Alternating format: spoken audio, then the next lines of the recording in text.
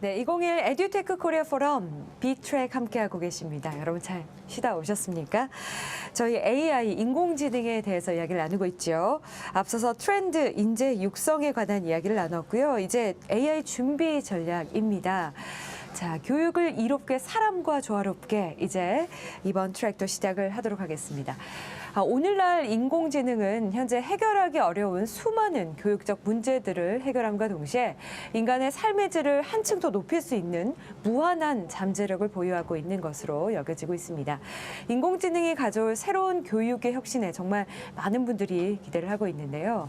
하지만 동시에 많은 걱정과 불안의 목소리도 있는 것이 사실입니다. 인공지능이 나를 대체하지는 않을지, 인공지능이 나를 오히려 더 편협하게 만들지는 않을지, 또 내가 인공지능을 신뢰할 수 있을지 두렵기도 한데요.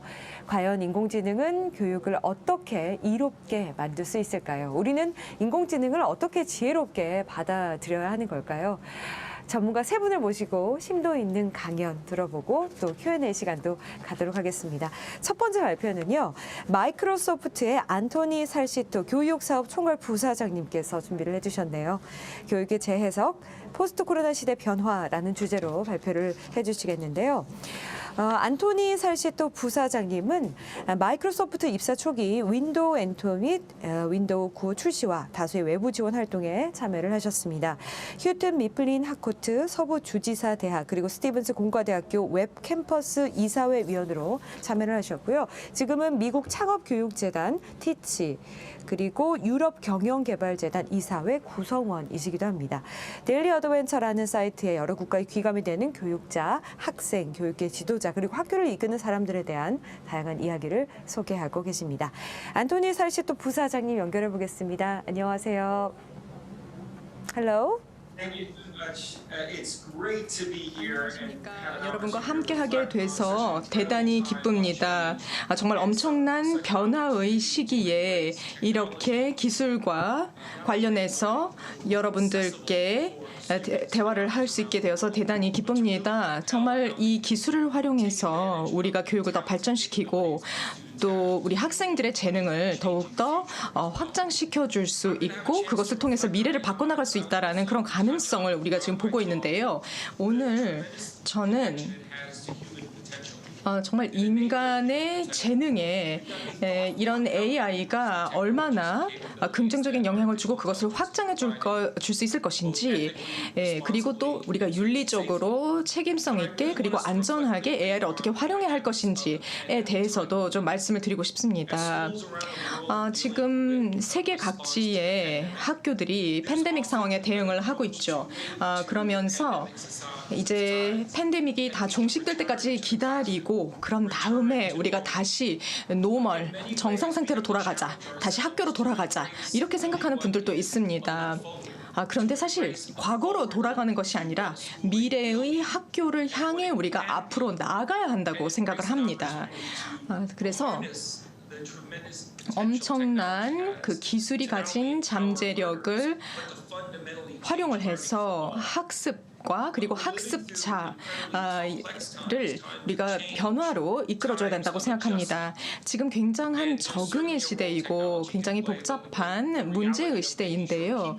이제 사람들이 사회적으로 또 정서적인 그런 학습을 통해서 이런 상황에 대응할 수 있도록 준비가 될 필요가 있습니다. 교육자들은 새로운 학습의 방식들을 채택을 하고 이런 다양한 방식의 그 학습들을 학생들에게 제공함으로써 정말 미래에 대한 그런 기대감을 높여주고 있습니다. 우리가 이제 원격 그리고 하이브리드 학습을 통해서 이 학습이 굉장히 다양화되어 가고 있는데요. 이 엄청난 컴퓨팅 테크놀로지와 그리고 전산 능력, 알고리즘 이런 것들을 활용할 수 있게 되었습니다. 그래서 데이터가 새로운 방식으로 활용이 돼서 많은 통찰과 또 잠재력을 실현해주고 있습니다. 사실 팬데믹 이전에도 학교들이 기술을 활용하는 것을 고민해 왔습니다. 그런데 이제는 이것이 단순히 기회가 아니라 교육 부문에서 다시금 우리가 교육의 어떤 경계를 확장해 나가야만 하는 상황이 된 것 같습니다. 교실에 우리가 스스로를 묶어둘 것이 아니라 그 너머로 확장해 나갈 수 있어야 한다고 봅니다. 이것이 우리 학교의 리더들 그리고 교육자들이 앞으로 고심해야 할 부분인 것 같습니다. 이러한 변화를 경험하면서 우리는 더욱더 교육이 가지는 힘을 생각하게 됩니다. 그리고 교육이 지금까지 사회를 어떻게 바꿔왔는지 또 생각해 볼 필요가 있습니다. 한국 같은 경우 굉장히 많은 변화를 겪었고요. 그렇지만 한국 외에도 세계 각지에서 교육을 통해서 사회가 다시 재건이 되고 산업들이 재창조되는 것을 볼 수가 있었습니다. 그래서 우리가 이러한 점들을 다시 기억하면서 상기하면서 기술이 교육에 어떤 점들이 기여할 수 있는지 좀 창의적으로 생각해 나가야 될 것 같습니다. 굉장히 많은 기술들이 이제까지 교실에 도입이 되어 왔습니다. 예전에는 그냥 기술들을 사는 것이라고 생각을 했죠. 어떤 칠판이라든지 컴퓨터라든지 텔레비전이라든지 이런 것들을 그냥 구매해서 수업에 반영이 되었지만 그다지 이 전통적인 학습의 패러다임이 그것으로 인해서 바뀌지는 않았습니다. 그런데 이제는 기술이 이 교실을 넘어서서 학생들로 하여금 그리고 교육자로 하여금 전혀 새로운 학습의 언어를 채택하도록 하고 있습니다. 그래서 이 학생의 여정 자체가 굉장히 달라져 가고 있습니다. 이러한 변화들은 우리가 업계에서 보고 있는 그런 변화들과도 굉장히 맥을 같이 합니다. 1980년대부터 시작해서 우리가 굉장히 그 종이 서류를 기반으로 해서 정보를 정리하고 뒤져서 찾고 그러다가 이제 디지털화로 넘어갔죠.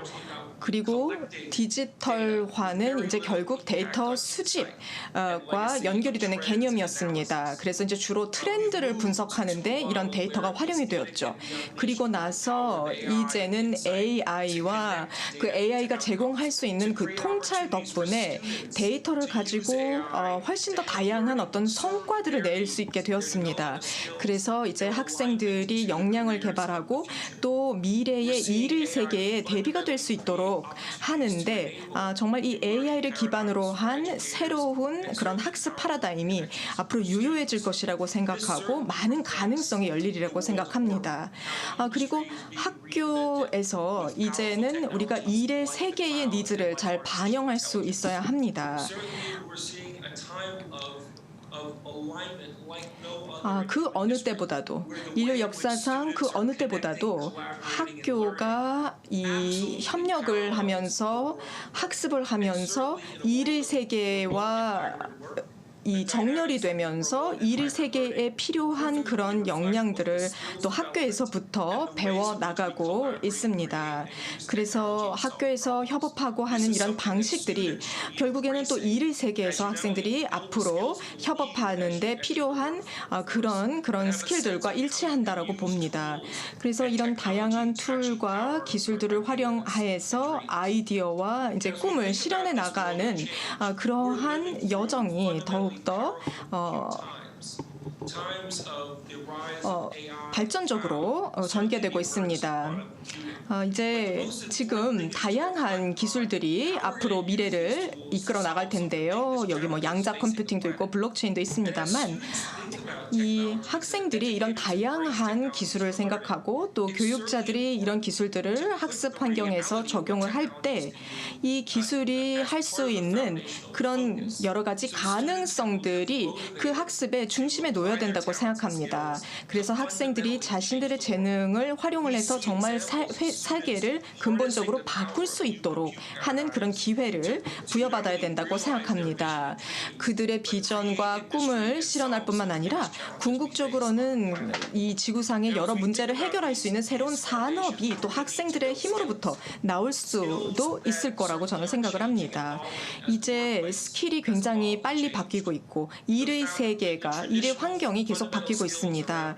근본적으로 우리가 가지고 있는 중요한 역량들, 소통과 협업과 창의성 여전히 필요합니다. 교육뿐만 아니라 직업의 세계에서도 필요한 역량들인데요. 이제는 이와 더불어서 문화에 대한 이해, 그리고 인지적인 서비스, 또 컴퓨팅 이런 것들도 굉장히 중요한 그런 역량들로 자리 잡고 있습니다. 그래서 이런 새로운 세계에 우리가 학생들이 잘 적응할 수 있도록 도울 수 있어야 합니다. 이것은 학생들의 미래를 더욱더 담보해주는 일이기도 하지만 동시에 산업들이 제대로 성장할 수 있도록 하는 데도 중요합니다. 우리는 잊어서는 안 됩니다. 사람들이 이 새로운 기술 여정의 핵심이어야 한다는 것을 잊어서는 안 됩니다. 그리고 우리가 계속해서 교실 안에서든 교실 밖에서든 학습자가 중심이 되어야 된다는 것을 잊어서는 안 됩니다. 협업을 통해서 학생들이 서로 연결될 수 있도록 하고 단순히 이 학교 교실에서뿐만이 아니라 세계 각지의 학생들과 또 연결될 수 있도록 해주는 것이 필요한 것 같습니다. 저희 마이크로소프트에서도 그렇게 하고 있습니다. 그리고 오늘날 다양한 협업을 위한 기술들 덕분에 이런 확장적인 협업이 더욱더 가능해지고 있습니다. 그리고 이런 우리가 오늘 인공지능에 대해서 얘기를 하고 있는데요. 인지적인 서비스를 구현하는 이런 AI가 이제 인간이 가진 한계를 무너뜨리고 있습니다. 이 언어의 변환도 용이하게 해주고 있고요. 다양한 툴들이 연결될 수 있게 해주고 우리가 필요할 때 적절한 데이터를 제공해주기도 합니다. 이제 기술이 훨씬 더 우리로 가여금 자유를 누리고 서로 더 연결될 수 있도록 해줄 거라고 저는 봅니다. 그리고 이 덕분에 우리가 어디서든 언제서든 학습을 할 수 있게 될 것입니다. 그리고 끝으로 기술과 AI는 훨씬 더 많은 자연스러운 그런 아이디어들을 탐색하고 인간으로서의 가능성들을 모색해보는 그러한 기회들을 제공해 줄 거라고 생각합니다. 근데 우리가 굉장히 합리적으로 그리고 인간 중심적으로 이런 기술들을 활용을 해야 합니다. 지금 현재 그 노동시장에서 많은 변화가 일어나고 있죠. 일자리가 자동화 기술로 인해서 실제로 AI 기술과 로보틱스에 의해서 대체가 되고 있습니다. 엄청난 기회도 이와 동시에 창출되고 있다는 것을 우리가 인식할 필요가 있습니다. 사실 역사상 늘 그랬습니다. 파라다임을 바꾸는 신기술이 대두되었을 때마다 옛날 일자리들이 사라졌고요. 그 대신 그 신기술이 전혀 새로운 일자리를 창출해 주었고 경제가 성장할 수 있도록 해 주었습니다. 그리고 우리가 직면해 있는 문제를 해결하는 솔루션들을 내놓을 수 있게 해 주었습니다. AI 기술도 마찬가지입니다. 학생들이 학교를 나서서도 기술을 활용할 수 있는 그런 능력들을 가지고 일의 세계로 갈 수 있도록 AI가 도와줄 것입니다. 그리고 엄청난 새로운 일자들이 창출되고 있다는 것을 다시 한번 인식해야 되겠습니다. 앞으로 2025년까지 새로운 기술 부문의 일자리가 1억 4,900만 개 늘어날 것이다 라는 그런 전망도 있습니다. 그래서 이런 새로운 산업들이 창출될 뿐만 아니라 기존의 어떤 의료 부문이라든지 그리고 기존의 IT 산업 부문에서도 새로운 기술 직종들이 늘어나게 될 것입니다. 그리고 이런 이머징 기술들, 예를 들면 블록체인, 그리고 클라우드 컴퓨팅, 또 데이터 과학, 그리고 애널리티컬 리저닝 같은 이런 여러 가지 기술들, 또 인공지능 기술들이 계속해서 업무에 많이 활용이 되게 될 것입니다. 그러면 우리가 AI를 가지고 기존의 데이터 세트를 활용을 해서 이것을 매일매일 AI 활용을 좀 더 효과적으로 할 수 있도록 하는데 활용할 수가 있습니다. 뭐 이미지 트래킹이라든지 아니면은 자연어 변환이라든지 그리고 컴퓨터 비전 AI 같은 경우는 이 객체, 사물들을 인식을 하는 것을 굉장히 용이하게 합니다. 이런 기술들은 이미 존재하고 있습니다. 그런데 이런 기술들을 어떻게 효과적으로 활용할 수 있을 것인가, 그리고 다양한 산업에서 활용할 수 있을 것인가, 이것이 바로 핵심인 것 같습니다. 지금 마이크로소프트에서는 학생들의 창의성 그리고 창조력을 굉장히 높이 사고 있습니다. 그래서 이것을 적극적으로 함양하기 위해서 저희는 다양한 프로그램들을 진행하고 있는데요. AI가 또 지속 가능성을 높이는데 그리고 지구 환경을 보호하는데 어떤 도움을 줄 수 있을까를 많은 과학자들과 연구자들과 함께 고민하고 있습니다. 그래서 아주 대규모의 이 전산 문제들을 해결해 나감으로써 이것이 환경 문제 해결에도 도움이 될 수 있도록 하고 있습니다. 그리고 이 보건 분야, 의료 분야에 있어서도 AI가 굉장히 도움이 될 수 있죠. 세계 각지의 병원과 의료진들을 돕는 데도 AI가 활용이 되고 있습니다. 그리고 또 이 접근성의 문제, 특히나 이제 장애 학생들이 그 어느 때보다도 효과적으로 많은 이들과 소통하고 학습할 수 있도록 돕는 데도 AI가 활용이 되고 있습니다. 또 인도적인 여러 가지 노력들, 재난 구조 상황이라든지 이런 여러 가지 환경 속에서 AI가 이용이 되고 있습니다. 또 전통적인 유산 그리고 희귀 언어를 보호하는 데 있어서도 AI가 활용이 되고 있습니다. 학생들이 또 이런 관련된 아이디어들을 많이 내놓고 있습니다. 저희 마이크로소프트에서는 아주 어린 학생들이 AI를 활용을 해서 그들 입장에서 그들의 지역사회에서 의미 있는 문제를 해결하는데 활용하는 것을 보고 많은 영감을 얻습니다. 이제 점점 더 어린 학생들이 또 기술을 활용하는 데 익숙해지면서 그리고 기술이 좀 더 접근성이 쉬워지면서 점점 더 어린 학생들이 이런 것들을 활용해 나가고 있습니다. 그래서 저희 마이크로소프트는 어린 학생들이 이런 기술들을 활용을 하고 학습을 해서 궁극적으로는 이제 커리어 개발에 이르기까지 효과적으로 그 여정을 해 나갈 수 있도록 돕고자 합니다. 이제 이런 기술을 통해서 다른 방식으로 서로 연결하고 다른 방식으로 생각할 수 있도록 돕고자 합니다. 단순히 기술을 위한 기술이 아니라 이 기술을 활용해서 학생들이 자신의 열정을 충분히 발현할 수 있도록 하고 싶습니다. 그래서 학생들이 자신이 배운 것을 궁극적으로 자신이 하고 싶은 일로 연결시킬 수 있도록 돕고 싶습니다. 이러한 기술과 도구를 가지고 있을 때 항상 안전성, 보안성에 대해서 우리가 염두에 두지 않을 수 없습니다. 특히나 윤리적으로 AI를 활용하고 또 클라우드 사용에 있어서 주의할 점들을 학생들에게 알려주어야 합니다. 저희 마이크로소프트에서는 학생들이 인증도 받고 또 적절한 방식으로 기술을 활용할 수 있도록 돕고 있습니다. 그러니까 저희는 그만큼 이런 기술에 대해서 책임감을 가지고 있는 것입니다. 모든 학습자 그리고 모든 교육자가 이런 툴들을 활용할 수 있어야 된다고 보고요.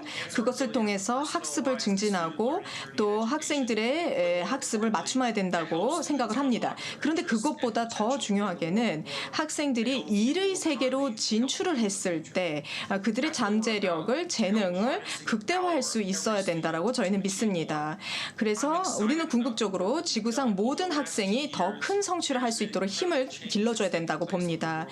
지난 몇 년간 교육 분야에서 굉장히 많은 좋은 변화들이 있었습니다. 교육자들이 변화를 적극적으로 수용하고 새로운 파라다임을 받아들였기 때문에 가능한 일이었는데요. 근본적으로 우리가 학생들을 어떻게 연결시킬 건가가 가장 많이 바뀌었다고 생각합니다. 학생들은 이런 새로운 현실을 적극적으로 받아들이고 있고요. 그리고 더 주체성을 가지고 그들의 목소리를 내고 있습니다. 여기 교육자분들께서 지금까지 노고 엄청난 노력을 해오셨는데요. 그 노고에 대해서 감사의 말씀을 드리고 싶습니다. 그리고 학생들이 또 더 큰 기대를 가지고 미래를 향해 나갔으면 좋겠고 기술을 더 적극적으로 활용해 주었으면 좋겠습니다. 감사합니다. 네, 앤서니 설시토 교수님, 총괄 부사장님께서 강연을 해주셨습니다. 마이크로소프트의 이 세계적 교육 비전을 이끌고 계신 분인데요. 강연 너무나 훌륭하게 잘 들었습니다. 교육의 재해석, 포스트 코로나 시대 변화에 관한 내용 들어봤습니다. 잠시 후에 Q&A 시간에 다시 이야기 나눠보도록 하겠습니다. 다음 발표자는 중앙대학교 인문대학 이찬규 교수님께서 준비를 하고 계십니다. AI는 전인적 인간 형성이라는 교육적 본질을 어떻게 기여할 수 있는가라는 주제로 발표를 해주시겠는데요. 이찬규 교수님은 인공지능 인문학 전문가로서 향후 인공지능이 인간과 사회에 미칠 영향에 대해 강연과 연구에 힘쓰고 계십니다. 중앙대학교 국어국문학과 정교수이시고요. 동대학의 인문 콘텐츠 연구소 소장으로 인공지능 인문학 국가 한국연구재단이죠. HK 플러스 사업으로 인공지능 인문학 사업단 단장도 맡고 계시는데요. 또한 대통령 직속 국가교육회의 위원 겸 디지털 교육특별위원회 위원장으로 한국에서 온전한 디지털 생태계가 구축되기 위해서 교육은 무엇을 준비해야 하는지에 관한 정책적 연구를 하고 계시기도 합니다. 자, 이찬규 교수님의 발표 지금부터 함께 하시겠습니다. 안녕하십니까. 저는 중앙대학교 국어국문학과 이찬규 교수입니다.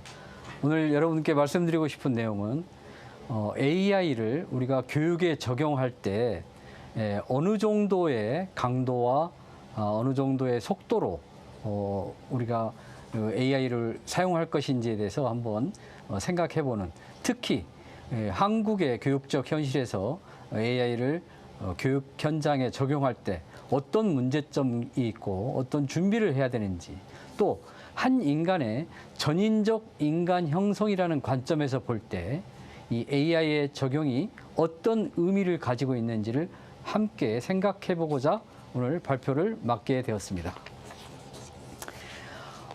교육의 본질이라고 하는 것이 과연 무엇일까요?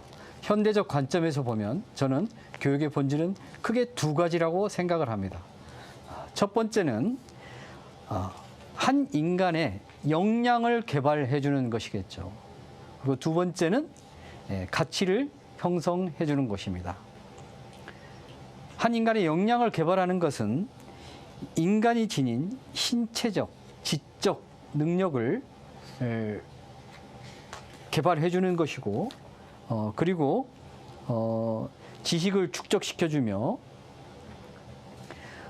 관계 능력을 향상시켜주고 사회활동에 필요한 역량을 개발시켜줍니다. 이럼으로써 한 인간이 사회에 나가서 건전한 시민으로서 잘 살아갈 수 있도록 도와주는 것이죠. 그것과 함께 우리가 고려를 해봐야 할 것은 교육이 지닌 가치 형성의 기능입니다. 자아를 형성하게 해주고 인간과 세상에 대한 이해를 높여주고 또 다른 사람과의 관계를 형성하게 해주고 나의 삶의 목표를 설정하게 해줍니다. 그래서 전인적 인간으로 성장시켜가는 과정에서 이 AI가 교육의 어떤 부분에 또 한 인간의 성장에 어떻게 기여할 수 있는지를 먼저 우리가 검토를 해보는 것이 필요하다고 생각을 합니다. 최근 교육에서 AI의 도입에 대해서 이야기를 하는 측면이 매우 많아졌습니다. 그러니까 교육에서 AI는 어떤 점에서 필요해졌을까요? 첫 번째, AI 시대에 대한 적응이 필요하겠죠. 누가 뭐라고 해도 조만간 우리 사회는 AI 시대로 접어들 것입니다. 또한 세계와 동조화가 필요합니다. 우리가 AI를 거부한다고 해서 될 수 있는 것이 아니고 이미 세계는 동조화되어 있기 때문에 그런 관점에서 AI는 어쩌면 필수 불가결한 요소가 되어가고 있다고 하겠죠. 대량 소비 교육보다는 개별적인 맞춤 교육 선호하는 이런 경향이 짙어졌습니다. AI가 그것을 가능하게 해줄 것이라고 믿고 있습니다. 또 지식이 무한히 확장되어 나가고 있습니다. 그래서 교실 교육으로서는 한계를 가질 수밖에 없죠. 또한 실용적 직업 교육에 대한 요구입니다. 맥킨지 보고에 따르면 2030년이 되면 대부분의 우리의 직업적 일들이 AI와 관계가 있을 것이다. 이런 그 보고가 있었습니다. 교육적 효과를 극대화시켜 줍니다. 실감 교육을 하게 해서 학습 의욕을 불러일으키고 또 학습 효과를 상승시킵니다.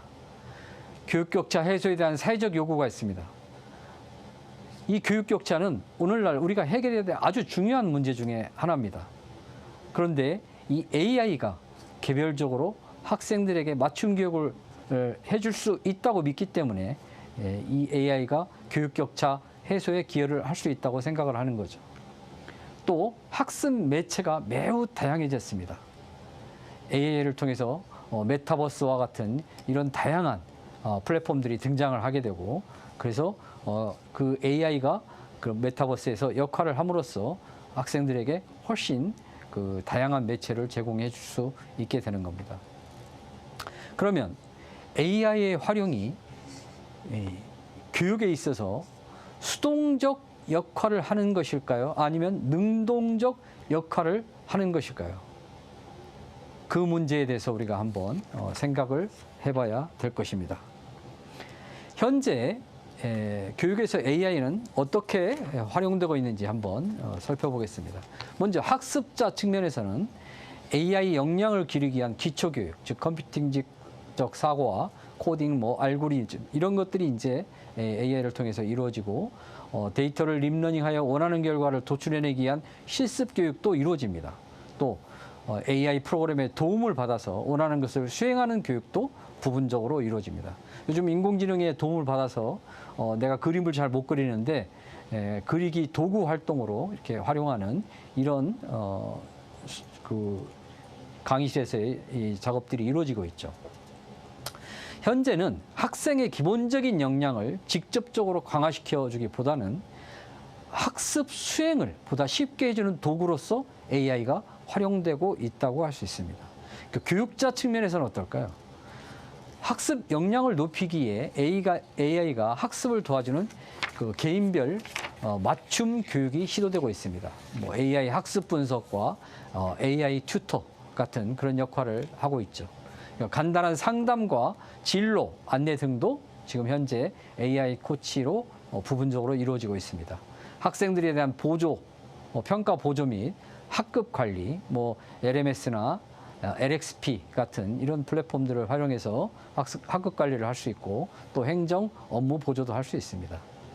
그래서 오히려 이 AI는 학생들의 측면보다는 이 교육자의 측면에서 학습자들에 대한 보다 면밀한 분석을 가능하고 잡무를 줄여주고 교육에 보다 충실하게 할 수 있도록 도와준다는 측면에서 현재로서는 교육자들에게 활용 가치가 높다고 할 수 있습니다. AI가 어떻게 교육에 지금 활용되고 있는지 사례를 한번 보도록 하겠습니다.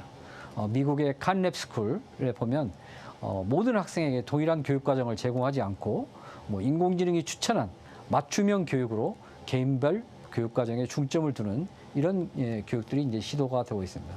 영국의 서드 스페이스 러닝은 초등학교 1,200여 곳이 학생의 학습 진도를 실시간으로 확인할 수 있습니다. 교사는 이 시스템이 제공하는 학생별 학습 데이터를 통해서 수업을 따라오지 못하는 학생들을 확인해서 수시로 교육의 난이도를 조정해주는 그런 역할을 하고 있습니다. 한국에도 놀이라든지 스마트홀 프로그램 그리고 밀크티, 아이스크림 이런 것들이 이제 실제 교육 현장에서 도입이 돼서 학생들의 그 학업을 지금 보조해주고 있는 그런 상황입니다. 현재 교육 컨설팅 업체인 러닝스파크에서 제시한 그 인공지능과 챗봇 기술의 교육 영역 6가지 사례가 있습니다. 첫 번째는 자동 장문 평가 시스템, 그다음에 강극 학습, 그다음에 회화 과정 평가 및 학습자 평가, 그다음에 교사 지원 도구, 캠퍼스 챗봇, 그다음에 학습자 중심의 피드백, 이런 것들이 이제 6가지 사례로 적용이 되고 있습니다. 여기서 보면 알겠지만 이런 것들이 학습자의 어떤 역량과 가치 형성에 기여를 하기보다는 어떤 부분에서는 교사들의 역할을 보조해주는 그런 기능을 하고 있다고 볼 수 있습니다. AI를 활용해서 맞춤형 교육은 몇 가지 단계가 필요합니다. 몇 가지 단계로 구성이 되어 있는데요. 첫 번째, 학습을 가장 작은 단위인 지식 요소로 이제 분해를 하는 것입니다. 그래서 예를 들면 수학 문제를 풀면 수학 문제를 풀어가는 과정이 뭐 15그 단계가 있다. 이러면 이 15단계로 분해를 하는 겁니다. 그래서 이 학생이 문제를 못 풀면 몇 번째 단계에서 문제가 있는지를 확인을 해주는 거죠. 학습자가 이 그 지식 요소를 어느 정도 이해하고 있는지를 4단계나 학습위계 6단계로 이제 구분을 합니다. 이게 뭐 그 블룸 교수의 학습 위계 6단계를 보면 뭐 지식, 이해, 적용, 분석, 종합, 평가 이런 것들인데 이런 걸 단계적으로 봐서 이 학생이 어떤 부분에서 문제가 있는지를 이제 파악을 해주는 것이고, 이것을 딥러닝을 통해서 학습자의 수강 현황이나 문제풀이의 정오답으로 유추 관찰을 하게 됩니다.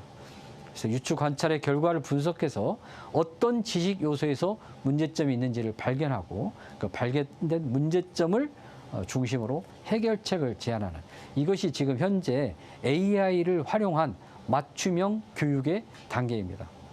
그러나 여러분도 잘 아시다시피 학습 부진의 요인은 뭐 유전적 요인, 환경적 요인, 관계 요인 등 다양한 요소들이 존재하기 때문에 현재 이 그 AI 맞춤형 교육은 학습 결과에만 이 중점을 두고 있기 때문에 실제 교육에서는 보조적인 역할을 수행하는 것으로 현재 자리매김하고 있다, 이렇게 보고 있습니다. 2021년 현재 AI는 교육에서 무엇을 하고 있는가라는 이제 저희가 중간에 어떤 좀 정리하는 작업을 해야 되는데요. 개인의 역량을 높여주기보다는 학습자가 보다 쉽게 문제 해결을 할 수 있는 도구로서의 역할을 하고 있다. 즉 AI가 인간의 창의성을 높여준다기보다는 AI로 인해서 오히려 인간의 창의성이 더 중요해진 그런 관점으로 우리가 봐야 되는 것입니다. 결국 학습자의 자기 주도적 노력이 있어야만 이 AI의 맞춤형 교육도 효과가 있다, 이렇게 볼 수 있습니다. 교수자는 AI를 활용해서 학습자를 더 면밀히 분석할 수 있게 되고 행정적 소모를 줄여서 좀 더 교육의 본질인 학습자들과의 상호작용을 더 많이 할 수 있지만 앞으로 정말 이렇게 나아갈 수 있을지가 이제 미지수이고 결국 교수의 편리함에서 끝날 가능성이 높아진다. 그래서 이 문제를 저희가 해결을 해야 되는 것입니다. 학습의 방식이 달라진 것이지 가치 형성과 역량 개발, 교수자와 학습자의 상호작용이라는 교육의 본질의 목표는 이 AI로 인해서 우리가 변화된 것은 아니다. 이런 점을 우리가 좀 명확히 해야 된다는 것입니다. 그러면 AI가 교육에 도입되는 것이 바람직한가 하는 이 가치의 문제를 우리가 한번 생각을 해봐야 됩니다. 인간은 우리가 생각에 대해서 생각할 수 있는 그런 존재이기 때문에 단순히 우리가 수단으로서의 도구, 즉 AI만 생각한다면 나의 역량을 길러주고 나의 학습을 보조해주고 이래서 의미 있다고 생각이 되지만, 그러나 가치의 문제에 있어서는 이것이 조금 다른 문제점을 가질 수 있습니다. 먼저 긍정적인 방향을 보면 근대화의 인간은 너무 많은 지식을 뇌에 축적하기 위해서 스트레스가 증가하고 있습니다. AI가 불필요한 지식 암기를 줄여주고 인간의 고유한 창의성을 개발하고 보다 인간다운 가치를 형성해 나가는 데 집중할 수 있도록 도와줄 수 있다라고 보는 것이 긍정적인 방향이고요. 부정적인 방향은 인간이 도구에 대한 의존이 높아질수록 감각 개발이 되지 않습니다. 여러분, 우리가 요즘 내비게이션이 없으면 방향 감각이 없어 찾을 수 없는 것 같은 그런 거를 아마 생각해 보면 될 것입니다. 그래서 감각 기능이 퇴화될 것으로 예상이 되고 감각 능력의 퇴화는 감정적 다양성이 무뎌지는 그 원인을 제공할 수 있습니다. 감정의 다양성이라는 인간의 고유한 특성을 상실하게 되는 그런 위험이 존재하고 있다. 그래서 긍정적인 방향을 극대화하고 부정적인 가능성에 대해서 대비하고 보완하는 교육의 방향이 설정되어야 할 것이다. 이렇게 보고 있습니다. 그럼에도 불구하고 교육에서 AI의 영향력은 계속 증대해 갈 것입니다. 다양한 에듀테크를 활용해서 맞춤형 교육으로 나갈 것으로 예상을 합니다. 크게 우리가 세 단계로 구분해 볼 수 있는데요. 그러니까 첫 번째 단계는 교수자가 주도하고 AI가 보조적 역할을 하는 그런 단계입니다. 현재 우리가 사용하는 단계라고 할 수 있습니다. 그렇지만 이제 AI가 기능이 좀 더 발전을 하게 되면 교수자와 AI가 공동으로 교수를 하게 되는 이런 이제 시점이 등장을 하게 될 것이고요. 그 다음에 AI가 이 특이점을 돌파를 해서 뭔가 정말 인간과 같은 보편적인 그런 지적 능력을 가질 정도의 단계에 이르게 되면 AI가 교육을 주도하게 될 것이고 교수자가 보조하는 이런 단계를 갈 것입니다. 2021년 관점에서 특히 한국이라고 하는 이 시점에서 AI를 교육 현장에 도입하기 전에 우리가 반드시 해결해야 될 문제점들이 있습니다. 이런 문제점들이 해결이 되지 않으면 AI를 도입하는 것이 많은 혼란을 초래할 것입니다. 첫 번째, AI 교육 콘텐츠의 부족입니다. 또 접근성도 어렵습니다. 두 번째, 초중고 AI 교육의 연계성이 부족합니다. 초등학교 때 지금 거의 AI 교육이 이루어지지 않습니다. 중학교 때 잠깐, 고등학교 때 또 없어집니다. 세 번째, AI 관련 정규 교과목도 없습니다. 실습 시간도 부족합니다. AI를 교육할 수 있는 교사도 없습니다. 매뉴얼이나 지침의 부재로 교사들도 역량에 따라 굉장히 큰 차이가 있습니다. 정규 교과 수업으로 충분한 AI 교육 시간을 확보하는 것이 불가능합니다. 학교마다 다른 AI 여건이 있습니다. 전반적인 AI 인프라도 부족합니다. AI 교육의 필요성에 대한 교사들의 인식과 준비도 부족합니다. 장기적이고 체계적인 교사 연수 계획도 현재 미비한 상태입니다. AI 교육과 관련된 법적, 제도적 정비도 아직 이루어져 있지 않습니다. 우리가 이런 문제를 해결해 가면서 AI를 교육 현장에 도입을 해야만 하는 것입니다. 이미 우리가 이런 준비를 충분히 해왔어야 됩니다. 그러나 하지 못했습니다. 지금부터라도 이런 문제를 해결하기 위해서 함께 우리가 머리를 맞대고 준비를 해 나가야 될 때가 되었다고 생각합니다. 2030년 AI 사회가 도래한다고 봤을 때 지금 교육은 어떻게 변화되어야 할까요? 여전히 우리는 암기 위주의 교육을 하고 있습니다. 암기 위주의 교육에서 이해 중심 교육으로 변화돼야 됩니다. 정답 중심 평가에서 논리성, 창의성 중심 평가로 바뀌어야 됩니다. 능력 신장 중심에서 가치 형성 중심으로 교육의 축이 이동해야 합니다. 수직 관계 중심에서 수평 관계 중심으로 이동해야 됩니다. 경쟁을 통한 향상보다는 동기부여를 통해서 향상이 이루어지도록 해야 됩니다. 대중교육에서 개성교육이 이루어져야 됩니다. 학제교육에서 생애교육으로 전환을 해야 됩니다. 학교 중심의 폐쇄교육에서 사회 중심의 개방교육으로 전환이 이루어져야 됩니다. 오로지 대면 중심의 교육에서 대면과 비대면을 활용하는 그런 교육으로 이루어져야 됩니다. 즉 AI는 사회 전반에 영향력을 지속적으로 높여갈 것으로 예상이 되므로 AI 활용력을 높이는 것은 교육이 필수적으로 이루어져야 되고 동시에 변화의 방향이 인간에게 바람직한가에 대한 인문학적 접근, AI 윤리 지침, 그리고 기술 독점을 막을 수 있는 기술 민주주의에 대한 교육이 함께 이루어져야 되는 것입니다.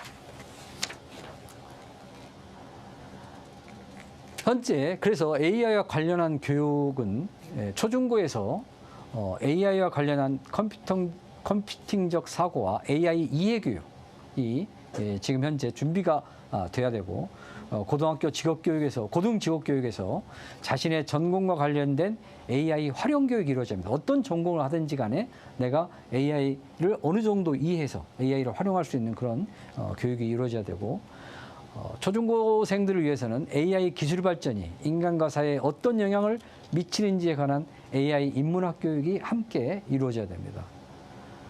초중고 고등교육 전반에서 AI 윤리 교육도 함께 이루어져야 되고 고등교육에서 AI 관련 기술 독점을 맞을 수 있는 기술 민주주의에 대한 교육도 이루어져야 된다고 생각합니다.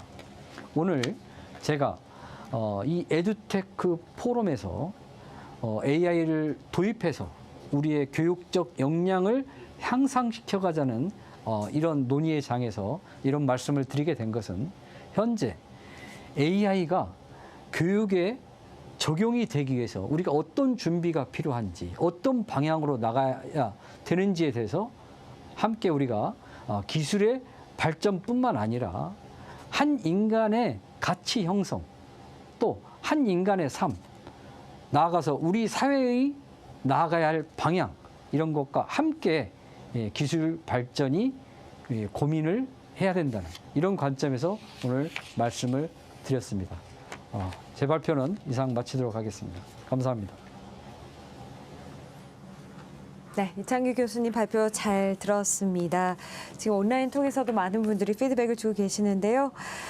네, 이창규 교수님의 강연을 통해 궁금한 것들이 많이 해소되는 느낌입니다. 말씀 감사합니다. 라는 의견도 주셨고요.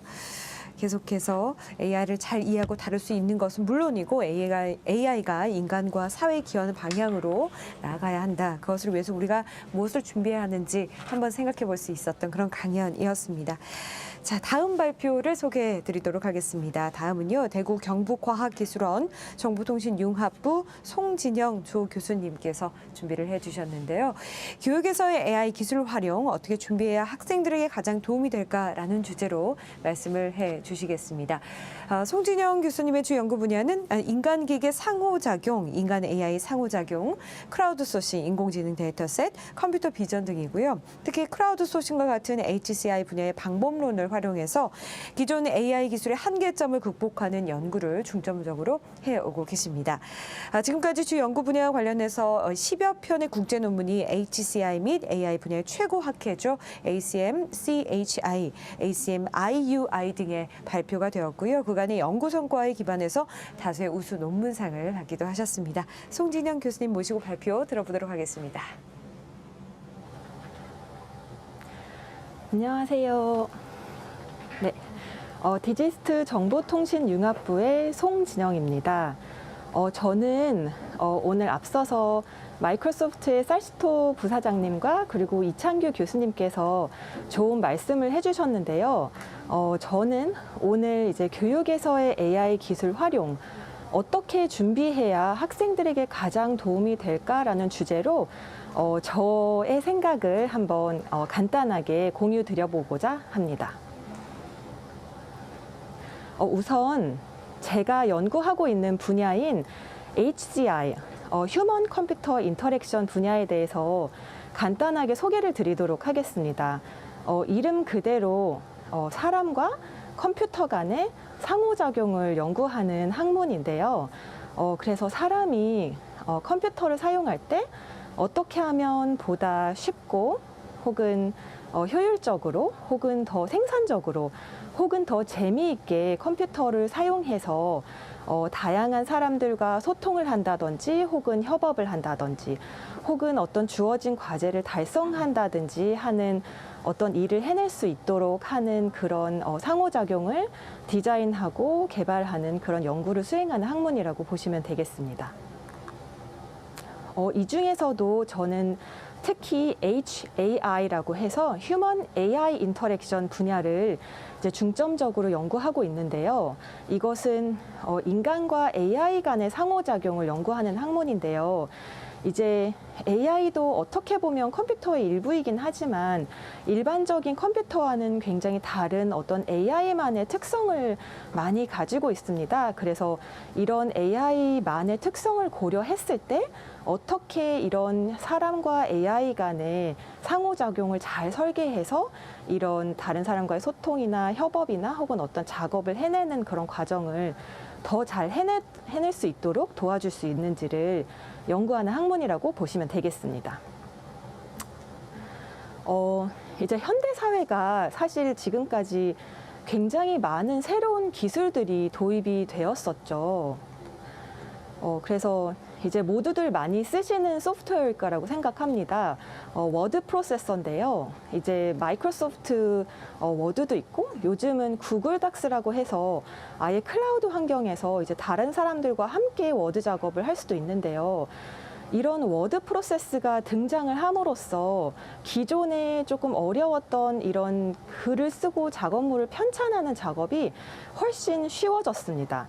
지금 동영상에서 보시듯이 어떤 문서의 특정 어떤 패러그래프, 그 문단을 쉽게 떼어내서 그 글의 다른 부분에 갖다 붙인다든지 혹은 주어진 텍스트의 폰트의 크기나 어떤 스타일이나 색깔을 손쉽게 바꾼다든지 혹은 문서 전체의 어떤 스타일을 아주 손쉽게 편집할 수 있도록 도와주는 그런 소프트웨어라고 볼 수 있겠죠.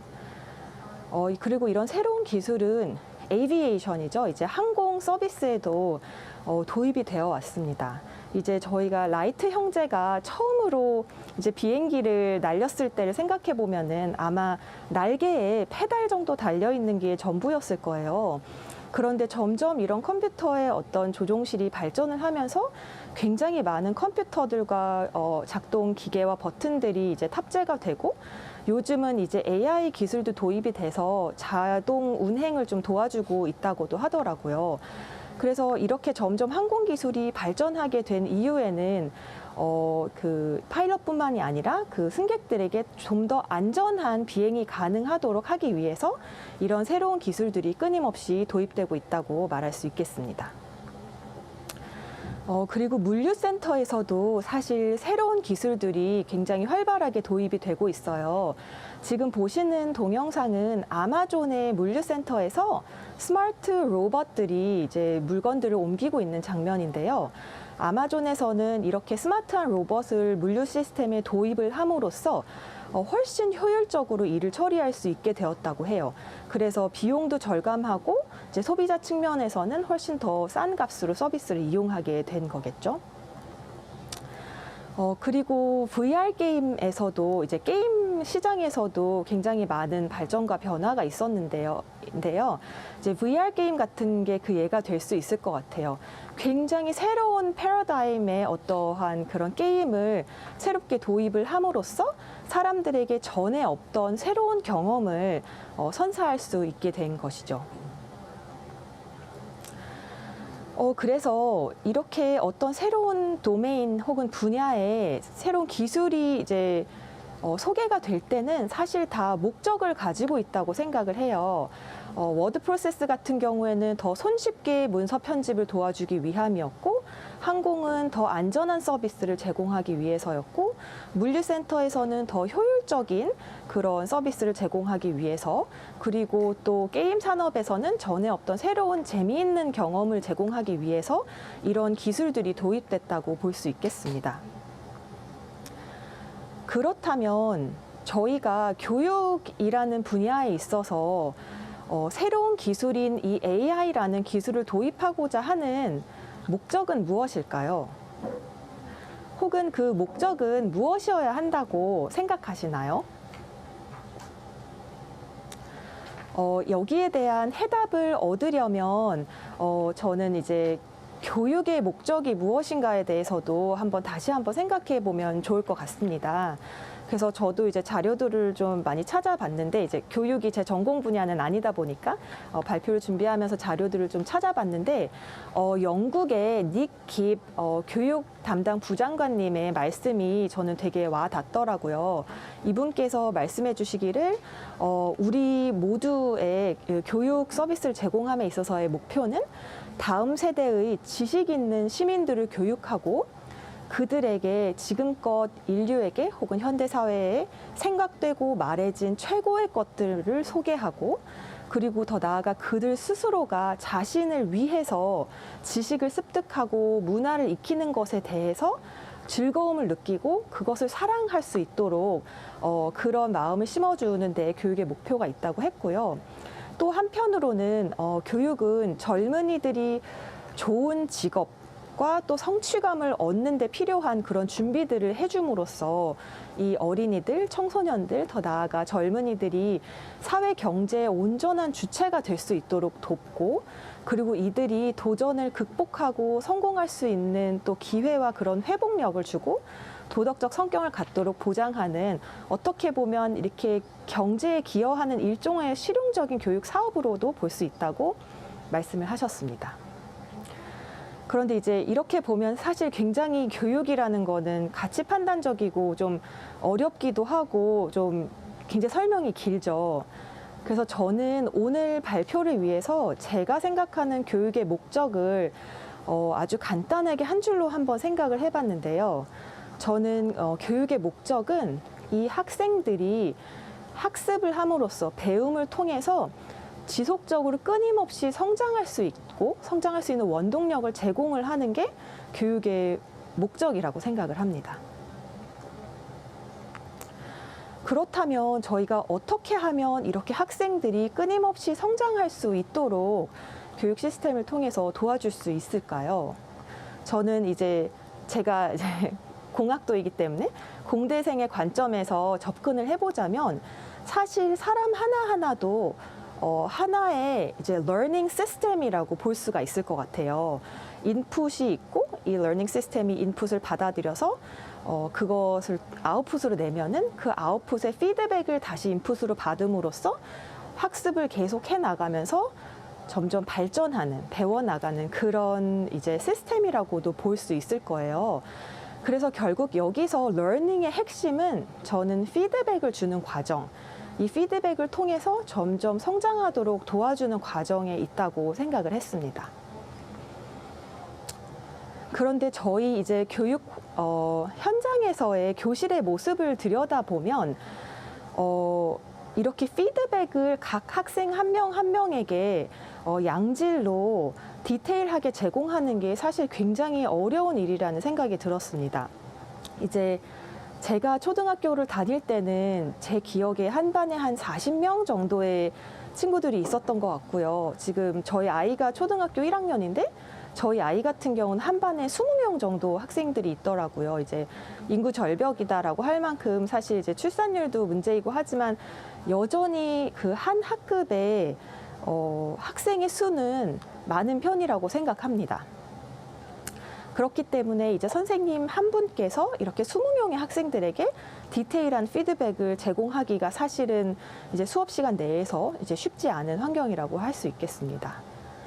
그래서 이거에 대한 솔루션으로 제일 먼저 생각해 볼 수 있는 것은 선생님들을 더 많이 고용하는 거겠죠. 그래서 1대 20 이런 1대 다가 아닌 뭐 1대 5, 1대 6 정도의 규모로도 1시간의 수업이 운영됨으로써 그 1시간 안에 선생님이 학생 한 명 한 명에게 충분히 이제 양질의 디테일한 피드백을 줄 수 있도록 하는 상황일 거예요. 그런데 실상 이런 교육 현장 세팅은 거의 불가능에 가깝지 않나 생각합니다. 어떤 공간의 문제도 있고, 또 비용의 문제도 있고, 또 이제 인력이 부족한 문제도 있고요.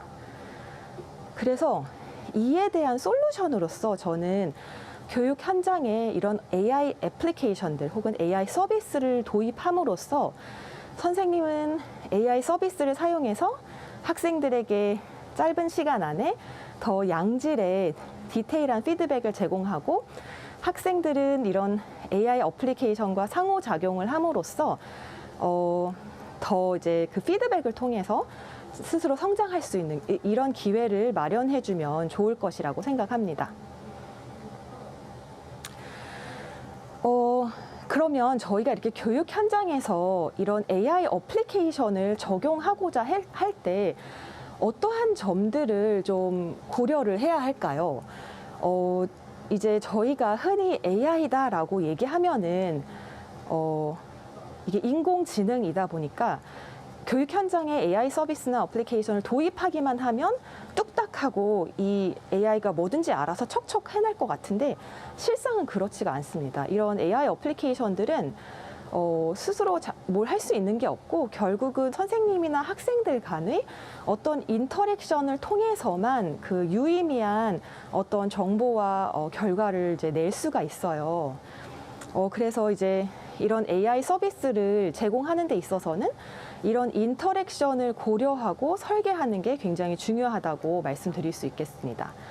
그래서 또 선생님들 입장에서는 이 AI 어플리케이션들을 교육 현장에 도입할 때 어떤 점들이 고려되어야 될까 생각을 해보면 이런 AI 어플리케이션이나 서비스가 도입되는 게 선생님들에게 더 추가된 업무 부담이 되면 안 된다고 생각합니다. 근데 사실 그런 경우가 많죠. 새로운 어플리케이션을 익혀야 되고 혹은 그 어플리케이션을 유의미한 값을 뽑아내기 위해서 데이터를 다 큐레이션해서 인풋으로 줘야 되고 하면서 굉장히 전처리 과정도 많아지고 후처리 과정도 많아지면서 선생님들의 업무 부담이 늘어나게 되는 이제 경우도 생길 수 있을 텐데요. 그 경우에는 이 AI 도입이 선생님들에게도 아무 이득이 없고 학생들에게도 굉장히 마이너스겠죠. 그래서 AI 어플리케이션이 교육 현장에 도입이 되려면 선생님들의 업무 부담을 줄여줌으로써 선생님들은 더 중요하고 창의적인 일에 더 이제 집중하고 에너지를 쏟을 수 있으시도록 도와드려야 한다라고 말씀드릴 수 있겠습니다. 그리고 학생들 입장에서는 이 AI 어플리케이션과 다양하게 인터랙션을 함으로써 양질의 피드백 그리고 디테일한 피드백을 받고 그걸 통해서 자신이 성장할 수 있는 그런 원동력으로 사용할 수 있도록 인터랙션이 디자인되어야 하겠습니다. 그래서 한번 간단히 AI 어플리케이션들이 실제 교육 현장에 적용된 사례들에 대해서 간단히 짚어보고자 합니다. 제일 처음 보여드리는 예제는 좀 실패 예제라고 보실 수 있겠는데요. 이제 작년 8월쯤에 있었던 일인데요. 영국에는 A-level exam이라고 해서 미국의 SAT나 우리나라 수능 시험처럼 대입에 활용되는 시험이 있습니다.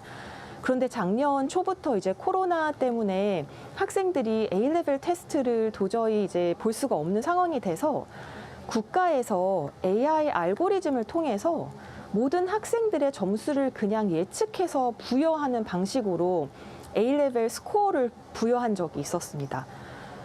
근데 이게 큰 논란이 됐는데요. 그 이유는 이제 굉장히 그런 그 바이어스가 있었기 때문인데요.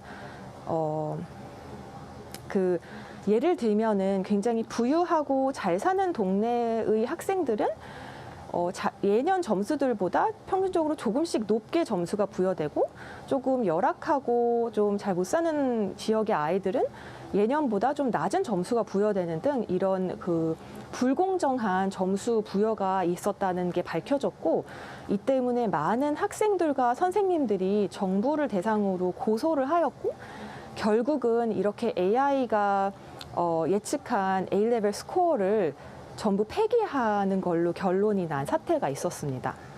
그래서 여기서 제가 말씀드리고 싶은 거는 저는 AI 기술이 교육 현장에 도입이 될 때 그게 학생들의 어떤 최종 점수, 성적, 학점을 부여하는 데 사용되는 것은 지양해야 된다고 생각합니다.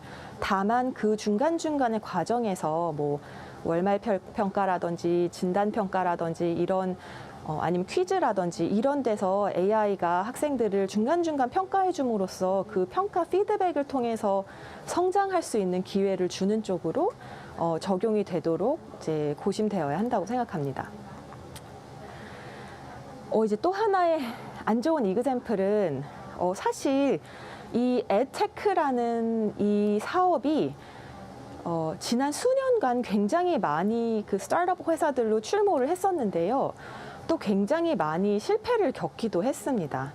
그래서 이제 구글링을 edtech startup failure라고 쳐보시면은 아주 많은 이 실패 사례들과 그들이 왜 실패했는지에 대한 분석, 그들의 실패에 대해로부터 무엇을 배울 수 있을지에 대한 분석 같은 것들을 좀 읽어보실 수가 있을 거예요.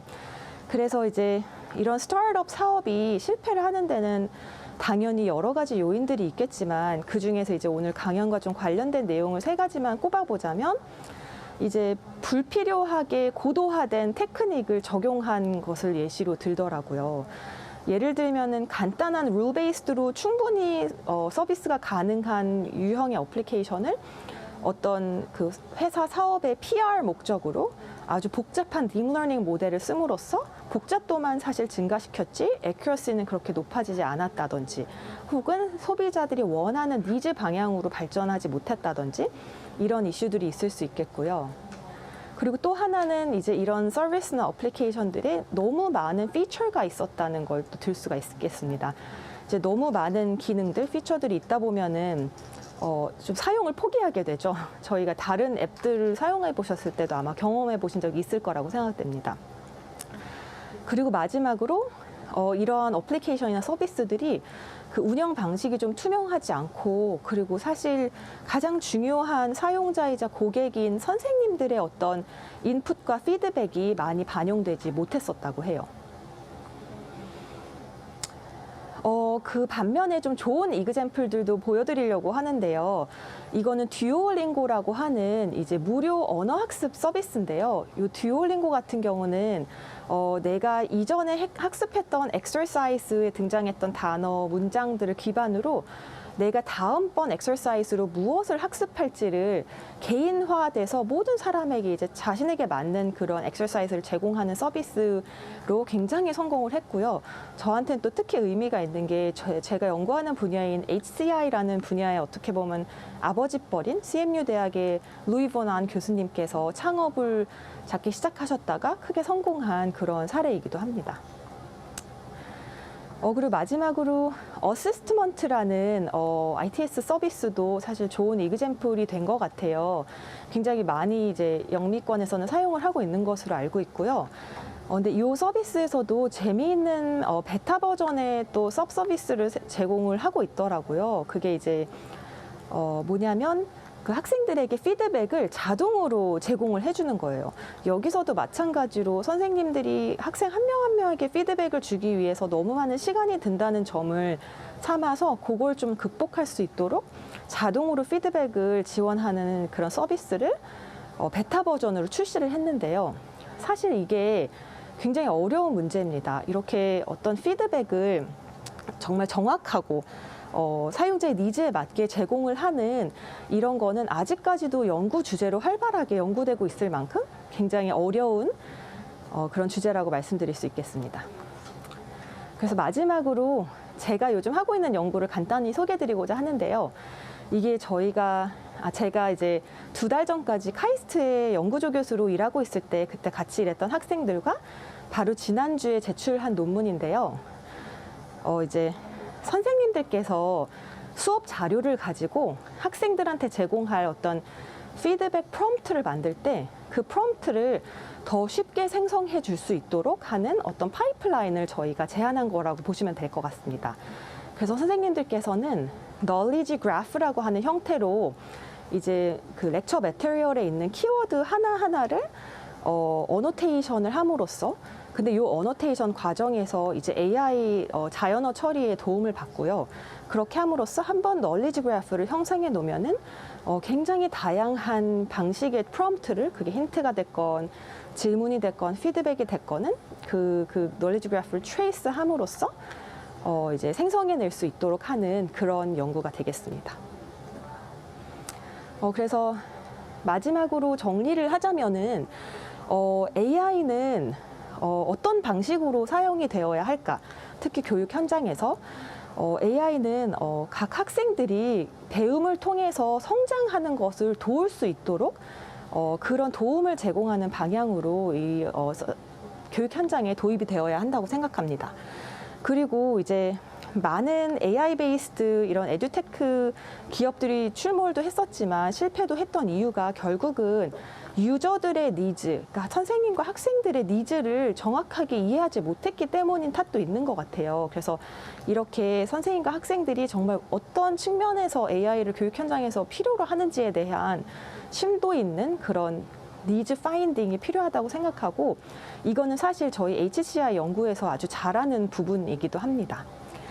그리고 마지막으로 AI는 자기 스스로는 선생님이나 학생 그 어느 누구에게도 도움이 될 수가 없어요. 결국 그 사이의 인터랙션을 잘 설계를 해야 되는 것이기 때문에 이 또한 저희 휴먼 AI 인터랙션 분야에서 잘 열심히 연구를 하고 있다는 말씀을 드리고 싶습니다.